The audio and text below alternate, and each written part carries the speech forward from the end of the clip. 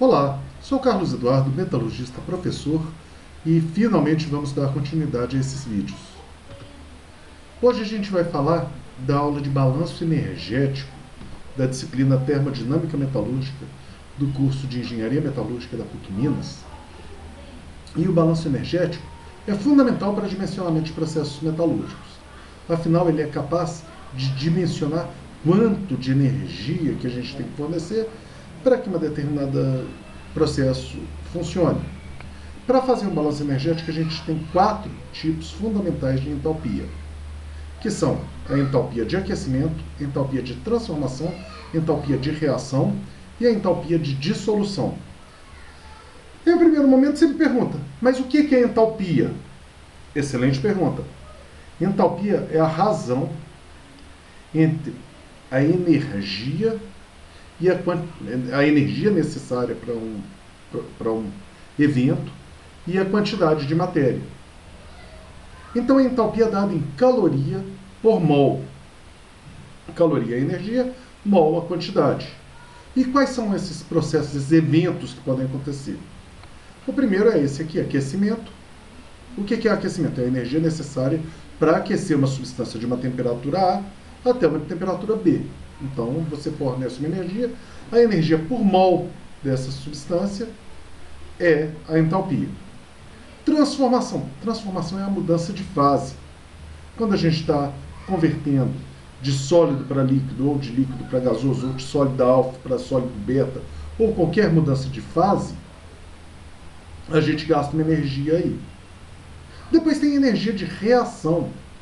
Reação, eu acho que é o mais fácil de entender. Na verdade, o aquecimento também é muito fácil, mas reação é quando você está tendo duas substâncias se combinando, formando uma terceira, ou uma terceira e uma quarta, ou quantas forem.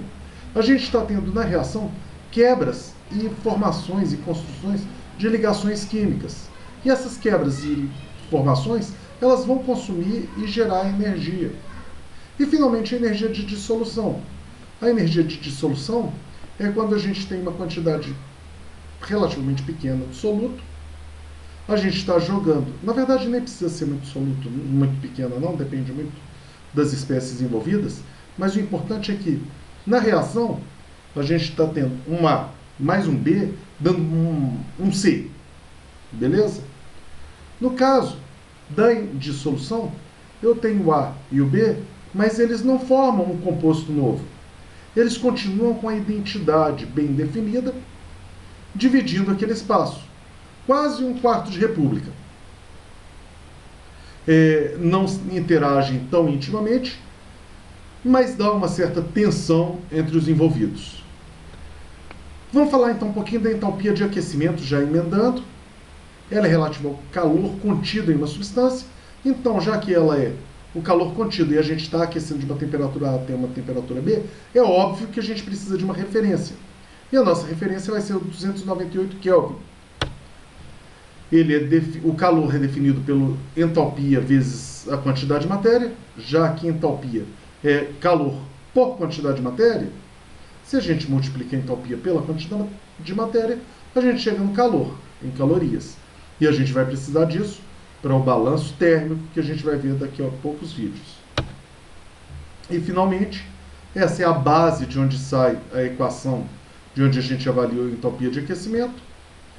Fazendo a integração disso, tirando de uma cartola, porque eu não vou gastar tempo aqui no vídeo explicando essa equação, a gente chega nessa equação aqui mais geral. Os valores de A, aí vamos lá, ΔH vai ser igual a AT, mais BT2, mais C sobre T, mais D. Onde A, B, C e D são valores característicos de cada material e do estado da matéria em que eles estão, e felizmente estão tabelados. Os meus alunos, todos eles têm uma cópia de um mini dados termodinâmicos, que eu compilei as coisas mais importantes, tirei de outros materiais e só fiz uma compiladinha. É um material curto, dá 10 páginas. Mas aí tem disponível no SGA e no Canvas. De qualquer forma, dando andamento, vamos mostrar um exemplo aqui, bem simples, qual é a entalpia de aquecimento do ferro sólido de 25 graus Celsius até 700 graus Celsius. Então a primeira coisa é converter para Kelvin, que a gente na ciência só usa Kelvin para evitar valores negativos. Então 298 Kelvin até 973, onde 298 é a nossa referência. Então ΔH vai ser igual a AT mais B vezes 10 a menos 3 T2, mais C vezes 10 a 5 T a menos 1, mais D. Esse 10 a menos 3 e esse 10 a 5 são constantes que só entraram aí para as tabelas ficarem mais confortáveis de se trabalhar. E aqui eu peguei um fragmento da tabela do ferro, e aí a gente vê aqui, estamos aquecendo da referência que é 298 até 973. Então a gente vai pegar essa primeira linha aqui do sólido alfa, 298 a 1030. O T a gente vai usar o 973, é claro, é a temperatura onde queremos chegar. Aí o A 3,04, B 3,79, C menos 0,6 e D menos 1042. Fazendo a continha, você chega no resultado que eu não calculei. Foi mal aí, gente. Essa fica para vocês. Descasca esse abacaxi. Aí, para vocês se divertirem, deixar aqui esse exercício. Calcular o calor necessário para aquecer 1 tonelada de ferro líquido de 1900 até 2200 Kelvin. Bom, nesse aqui tem uma coisinha a mais. A nossa temperatura de referência é sempre 298 Kelvin. No caso, eu quero de 1900 até 2200. Então, eu pego e calculo o ΔH de aquecimento negativo de 1900 até 298. Então, eu efetivamente estou resfriando o meu material. Depois, eu aqueço até os 2200 Kelvin. Somo essas duas entalpias aqui, esses dois valores. O que sobra é o aquecimento de 1900 até 2200. É como se fosse uma grandeza vetorial. Na verdade, é uma função de estado. Independe do caminho. Como independe do caminho, fazer essa volta é a mesma coisa que andar só esse pouquinho aqui.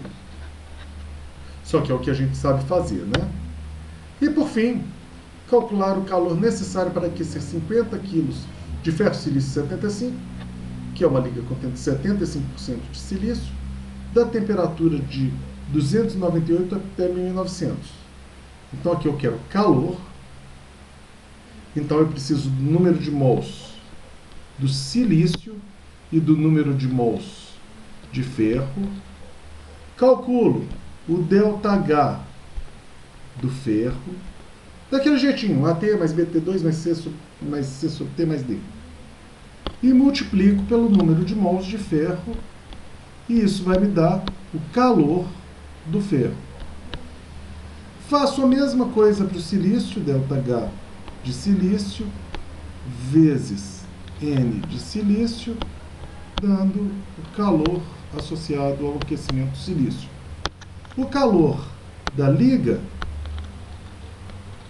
vai ser igual ao calor do ferro mais o calor do silício. E aí façam isso e se divirtam. Se forem alunos do curso de Engenharia Metalúrgica da PUC Minas, me procurem. Eu sempre estou à disposição para atender vocês, meus alunos. E se você não é nosso aluno ainda, vem trabalhar com a gente, vem estudar com a gente. Um abraço a todos e até a próxima.